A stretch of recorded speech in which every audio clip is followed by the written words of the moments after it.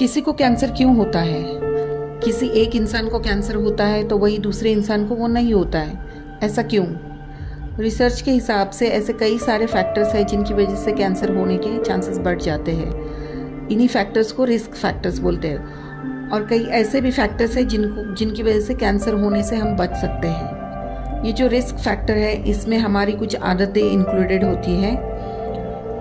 तो आज मैं ऐसे ही कुछ आदतों और बिहेवियर्स के बारे में बात करूंगी जिनकी वजह से हम कैंसर होने से दूर रह सकते हैं या बच सकते हैं। तो पहला और सबसे इम्पोर्टेंट फैक्टर जो है वो है तंबाकू या टोबैको से दूर रहना। तंबाकू किसी भी फॉर्म में अगर हम इस्तेमाल करते हैं तो उससे कैंसर होने के चांसेस बढ़ जाते हैं। 16 अलग अलग टाइप के ऐसे कैंसर्स हैं जो तंबाकू की वजह से होते हैं और दुनिया भर के सारे कैंसर्स में से 20% कैंसर्स तंबाकू की वजह से होते हैं। टोबैको च्यूइंग या तंबाकू के कंजम्पशन के कई सारे अलग अलग तरीके हैं, जैसे कि स्मोकिंग है। तो स्मोकिंग की वजह से सबसे ज़्यादा और सबसे फास्ट भी ये कैंसर हो सकता है। स्मोकिंग से लंग कैंसर होता है। दूसरा है टोबैको च्यूइंग या गुटखा खाना, टोबैको खाना या गुटखा खाना। इसकी वजह से मुंह का कैंसर हो सकता है और गले का कैंसर हो सकता है।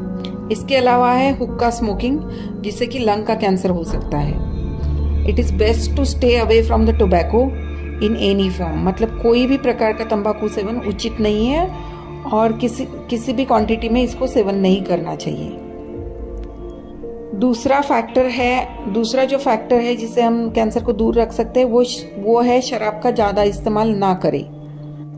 कम मात्रा में अगर अल्कोहल पिया जाता है तो उसकी वजह से कैंसर नहीं होता है, पर जब आप ये लिमिट क्रॉस करके एक्सेसिव अल्कोहलिज्म करने लगते हैं तो इसका असर सीधे आपके लीवर पे होता है और लीवर कैंसर होने के चांसेस बढ़ जाते हैं। इसके अलावा महिलाओं में शराब की वजह से ब्रेस्ट कैंसर भी हो सकता है।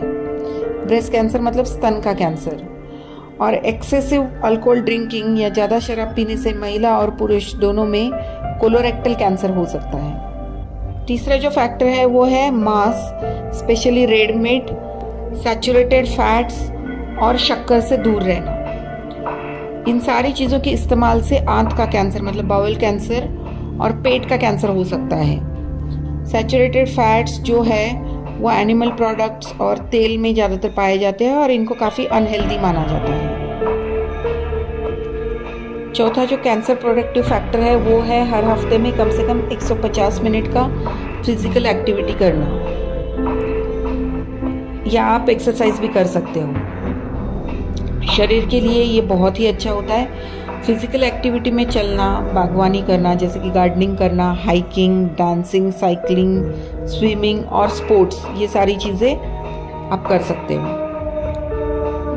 हफ्ते में 3 बार 50 मिनट का सेशन, या हफ्ते में 5 बार आधे घंटे का सेशन, या फिर हफ्ते में 6 बार, मतलब हर रोज़ आप 25 मिनट का सेशन ऐसा आप कर सकते हो, जिसकी वजह से आपके 150 मिनट हफ्ते में पूरे हो जाते हैं। पांचवा जो कैंसर प्रोटेक्टिव मतलब जिसकी वजह से हम कैंसर होना रोक सकते हैं वो है खाने में सलीबदारी सब्जियों का इस्तेमाल करना। तो सलीबदारी सब्जियां मतलब कौन सी है? ये है पत्ता गोभी, फ्लावर और ब्रोकली। इन सब्जियों के इस्तेमाल से कैंसर के चांसेस कम हो जाते हैं। इसके अलावा पत्तीदार हरी सब्जियां, टोमेटोज और लहसुन के इस्तेमाल से भी आप तंदुरुस्त रह सकते हो। फ्रूट्स में भी अलग अलग टाइप के बेर मतलब कि बेरीज के सेवन से आप कैंसर से बच सकते हो। छठी चीज़ जो आपको कैंसर से बचा सकती है वो है सूर्य प्रकाश से दूर रहना, सनलाइट से प्रोटेक्टेड रहना। हार्श सनलाइट से आप अपने आप को प्रोटेक्टेड रखें। सुबह 10 बजे से दोपहर के 4 बजे के बीच में जो सनलाइट होता है उसमें काफ़ी सारे अल्ट्रावायलेट रेज होते हैं और ये आपकी स्किन के लिए काफ़ी हार्मफुल है और बहुत ही एक्सट्रीम कंडीशंस में स्किन कैंसर भी हो सकता है। जितना हो सके छांव में रहें, अपने आप को कवर करके रखें और सनस्क्रीन का इस्तेमाल ज़रूर करें। 7वां जो प्रोटेक्टिव फैक्टर है वो है वैक्सीनेशन। तो अपने वैक्सीनेशन के बारे में सुना होगा कि वैक्सीन हमको काफ़ी सारी बीमारियों से बचाता है, पर ये नहीं सुना होगा कि वैक्सीनेशन से कैंसर से भी हम बचे रह सकते हैं। इसमें कुछ वैक्सीन्स हैं जिसकी वजह से आप कैंसर से बचे रह सकते हैं। तो पहला तो वैक्सीन है हेपेटाइटिस बी वैक्सीन। तो हेपेटाइटिस बी होता है हेपेटाइटिस बी वायरस की वजह से, और ये वायरस एक लीवर कैंसर भी कर सकता है। इसमें सबसे अच्छी चीज़ है कि इसके खिलाफ एक वैक्सीन है जो लीवर कैंसर होने से बचा सकता है। दूसरा जो है वो है HPV और ह्यूमन पैपिलोमा वायरस।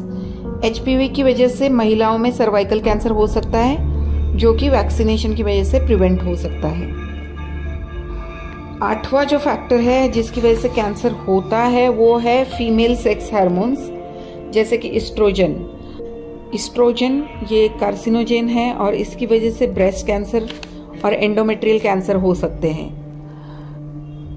तो माहवारी का जल्दी आना, लेट माहवारी ख़त्म होना, लेट एज में प्रेगनेंसी होना, कभी कभी तो बच्चे ना होना, ये सारी चीज़ें कैंसर के लिए रिस्क फैक्टर समझी जाती हैं। सिमिलरली बच्चे को पैदा करना और बच्चे को दूध पिलाना, इन चीज़ों से कैंसर के चांसेस कम हो जाते हैं। 8वां जो फैक्टर है वो है कुछ बुरी आदतें या कुछ रिस्क फैक्टर्स जिनको हम अवॉइड कर सकते हैं, जैसे कि अनप्रोटेक्टेड सेक्स। तो अनप्रोटेक्टेड सेक्स से क्या होता है कि HIV और एड्स हो सकते हैं।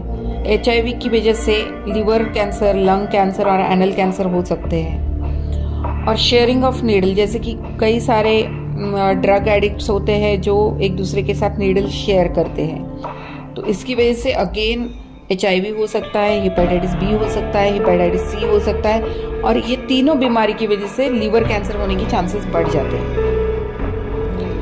10वीं चीज़ जो आप कर सकते हो कैंसर से बचने के लिए वो है regular medical checkup. Regular checkup कराने से स्किन, कोलन, सर्विक्स और ब्रेस्ट के कैंसर से बचा जा सकता है, या फिर इनको अर्ली स्टेज में डायग्नोस कर सकते हैं। अर्ली स्टेज में कैंसर का डिटेक्ट होने से उसकी ट्रीटमेंट सक्सेसफुल होने के चांसेस बढ़ जाते हैं और काफ़ी हद तक ये ट्रीटमेंट सक्सेसफुल हो जाता है। 11वां जो फैक्टर है वो है कुछ केमिकल्स। तो इन केमिकल्स के एक्सपोजर से भी कैंसर होने के चांसेस बढ़ जाते हैं। तो इनको अवॉइड करने से, इन केमिकल्स को अवॉइड करने से हम कैंसर से दूर रह सकते हैं। फाइनली मैं कहूँगी कि इनके अलावा कैंसर होने के कई सारे और रिस्क फैक्टर भी होते हैं, जैसे कि जेनेटिक्स है, एज है और फैमिली हिस्ट्री है। पर ज़्यादा से ज़्यादा अपने आप को हेल्दी रखकर हम कैंसर को अपने आप से दूर रख सकते हैं। आज के लिए बस इतना ही।